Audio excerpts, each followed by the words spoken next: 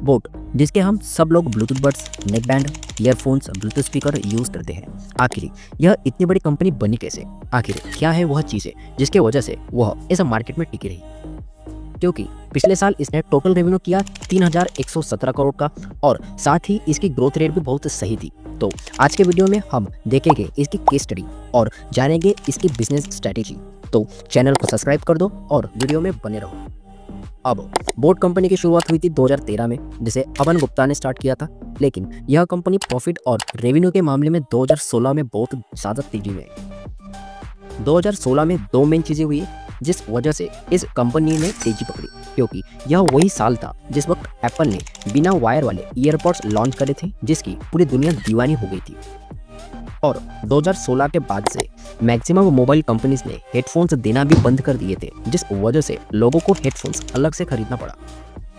दूसरी चीज़ यह हुई कि मुकेश अंबानी जी ने जियो लॉन्च कर दिया था, जिस वजह से लोगों को 4G की आदत पड़ गई और लोग फोन्स को ज़्यादा यूज़ करने लगे, जिस वजह से हेडफोन की डिमांड भी ऑटोमेटिक बढ़ गई। अब हेडफोन्स के मार्केट को एक अलग ही डिमांड आने लगी, लेकिन इस फील्ड में क्या बोट ही एकमात्र कंपनी थी? क्या बाकी कंपनी भी तो हो गए? जी हाँ, बाकी कंपनीज भी थी, लेकिन बोट ने बाकी कंपनी से अलग दिखने का ट्राई किया। कुछ यूनिकनेस जो कि बहुत ज़रूरी भी है मार्केट में टिके रहने के लिए, क्योंकि मार्केट में टिके रहने के लिए आपको सबसे अलग दिखना या तो रहना पड़ता है, और बोट ने यही चीज़ करी प्राइसिंग के मामले में। आओ समझाता हूँ कैसे।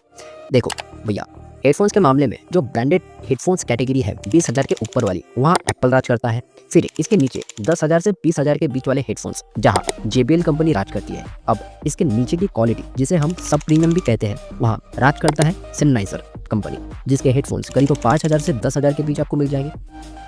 अब जब हम इसके भी नीचे आते हैं प्राइसिंग के मामले में, तो वहाँ आते हैं हमारे बोट भैया, क्योंकि शायद यह बोल रहे होंगे कि हम इन ऊपर वाले लोगों से कंपटीशन नहीं कर सकते, हम नीचे वाले ही कंपटीशन कर लेंगे। अब आपका सवाल यह होगा कि क्या भैया 5,000 से नीचे वाले हेडफोन्स में कंपटीशन नहीं थी क्या? तो जवाब है हाँ, वहाँ भी कंपटीशन थी, लेकिन बोट भैया ने कहा कि हम वहाँ पर निपट लेंगे।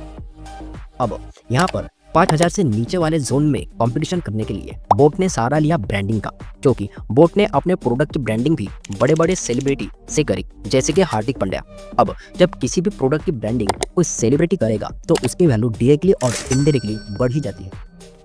देखो भैया, इस मार्केट में आपको दो चीज़ें समझनी पड़ेगी जो कि हेडफोन्स लेने के मामले में हर एक आदमी सोचता है। एक है टेंजिबल और एक है इनटेंजिबल। अब ये क्या है, आओ बताता हूँ। टेंजिबल में आता है भैया, हेडफोन्स में आवाज़ बराबर आ रही है या नहीं आ रही, दोनों हेडफोन्स प्रॉपर बेसमेंट में है या नहीं है। अब ये जो कैटेगरी है टेंजिबल, इसमें 2000 के प्राइसिंग में कोई कंपनी क्या ही इनोवेशन करेगी, तो इस जगह बोट ने भी कुछ नहीं किया। बारी आती है इनटेंजिबल। अब इसमें क्या आता है भैया, इसमें आता है आपके प्रोडक्ट की पैकेजिंग कैसी है, इसका लुक कैसा है, पहनने में स्टाइलिश लग रहा है कि नहीं लग रहा, यह सब चीज़ें। और इसमें करी भैया बोट ने इम्प्रूवमेंट। अब इसने भैया कूल दिखने के लिए कहा कि ब्रांडिंग करने के लिए कियारा आडवाणी को ले आओ, इसके साथ ही कार्तिक आर्यन को भी ले आओ। अब यह टेंजिबल कैटेगरी में ब्रांडिंग करने का क्या ही फायदा होगा? अरे भैया, फॉर एग्जाम्पल, अगर बोट ने कार्तिक आर्यन को एक ऐड करने के 2 करोड़ दिए होंगे और जिसमें उसने 500 रुपये वाले हेडफोन्स की ऐड कर दी, अब अगर कार्तिक आर्यन की फेस वैल्यू से वह 500 रुपये की चीज़ 600 में भी लोग लेने लगे और अगर 1 करोड़ भी हेडफोन्स सेल हो गए, तो भैया पूरा 100 करोड़ का प्रॉफिट तो फ्लैट हो गया। अब अगर ब्रांडिंग और एड्स के इन सेलिब्रिटीज को 10 करोड़ भी दे दिए तो क्या ही जा रहा, क्योंकि बड़े बड़े लोगों से ब्रांडिंग करने से लोगों को भी लगने लगता है कि नहीं भैया, बड़े बड़े लोगों से, बड़े बड़े सेलिब्रिटीज से ऐड करी तो छोटी कंपनी तो नहीं सोगी। आज के वक्त पर बोट ने 5,000 के नीचे वाले सभी रेंज में अपना दबदबा और पहचान बना दी है, क्योंकि भैया जैसा लोगों को बिस्किट में पार्ले पता है, वैसा ही हेडफोन्स और ईयरफोन्स के मामले में बोट सबको पता है। अब यह थी बोट की बिजनेस स्ट्रेटेजी और लर्निंग। अगर यहाँ तक आपको यह वीडियो पसंद आई तो लाइक और सब्सक्राइब जरूर कर दीजिएगा। आते हैं लास्ट में मुद्दे की बात पर कि हमें इससे क्या सीखने मिला। तो इस बोट के केस स्टडी से हमें यह सीखने मिला कि मार्केट में बिजनेस को ग्रो करने और प्रॉफिटेबल बनाने के लिए गैप ढूंढो। मीन्स मतलब जहाँ बड़े प्लेयर्स अभी तक नहीं घुसे, वहाँ ग्रो करने का ट्राई करो, जैसा बोट ने किया।